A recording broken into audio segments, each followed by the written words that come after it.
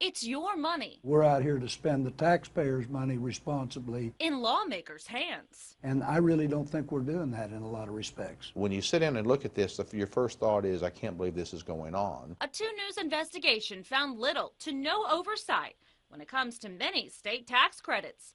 The money's supposed to go to job creation, investments, or economic development. But it's hard to tell if that's happening because those specifics are on tax forms. And tax information is protected by law. Everything we have is confidential until the law states that we make it public. But State Representative David Dank and the state auditor fear that could open the door to abuse. We don't have any transparency. Here's what we do know: the value of the tax credit, who gets it, and a vague description of what the credit is supposed to be for, such as job creation. That's where the public information stops.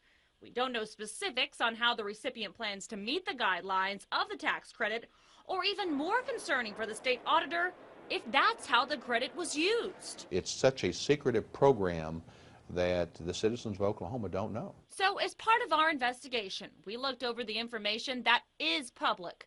During 2009, the largest tax credit in the category of Oklahoma investment and/or new jobs went to Quad Graphics. It's a printing company that has a building in OKC and received $26.5 million in tax credits. When we asked for details from the tax commission that oversees the credits, it said, once again, that information isn't public. So we asked Quad Graphics.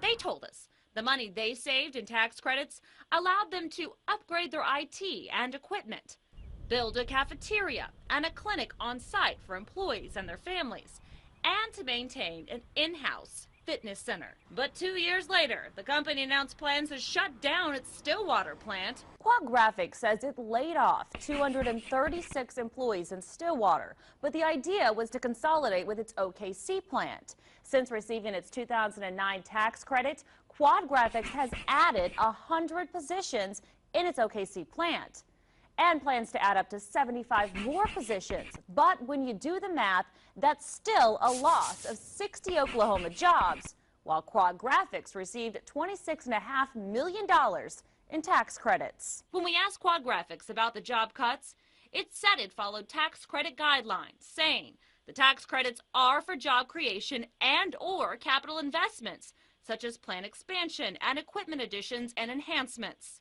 The auditor doesn't think that's what the citizens of Oklahoma want to see when it comes to how their money is spent. He says it's just one of many examples. That somebody's going to get up over $100 million worth of tax credits, and we don't even know exactly what it is they've done or why they're getting them. Still, others argue without the credits, some developments like this one in downtown Tulsa wouldn't happen. Connecting the Mexicali and the hotel. Architect Mike Sykes says it was funded by a historic building credit. The misconception is that there's actually a handout, a check that actually comes to you, and there's no check that actually comes. None at all. In fact, Sykes says it's a lengthy, highly scrutinized process to get the credit. Dank and Jones admit some tax credits are really beneficial. But again, it's the fact that we can't know for sure. They say that's the problem. Next session, Dank plans to file legislation that would require more oversight so that taxpayers know where their money is going.